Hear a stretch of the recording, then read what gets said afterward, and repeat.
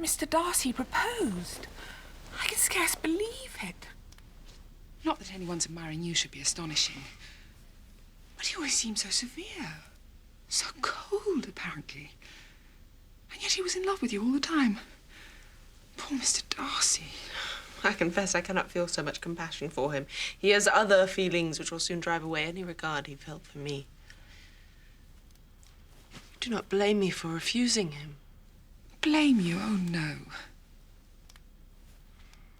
But you do blame me for speaking so warmly of Wickham.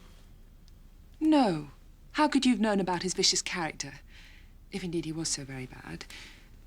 But I cannot believe Mr Darcy would fabricate such a dreadful slander, involving his own sister, too.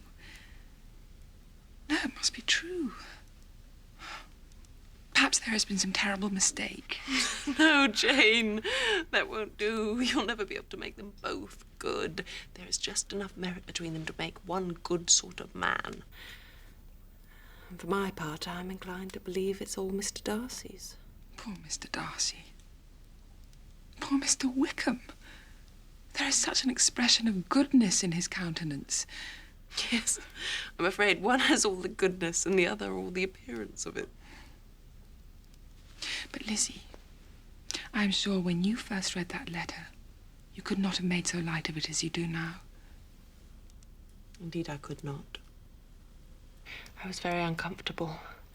Till that moment, I never knew myself. And I had no Jane to comfort me. Oh, how I wanted you.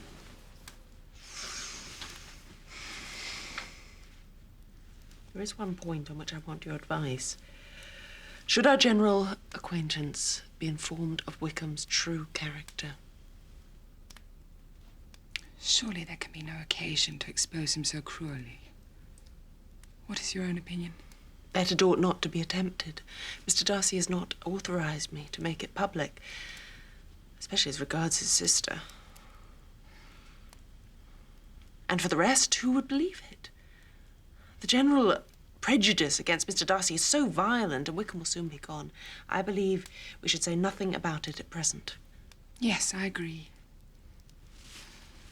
Perhaps he is sorry now for what he has done, and is anxious to re-establish his character in the world. We must not make him desperate. Oh, Jane, I wish I could think so well of people as you do.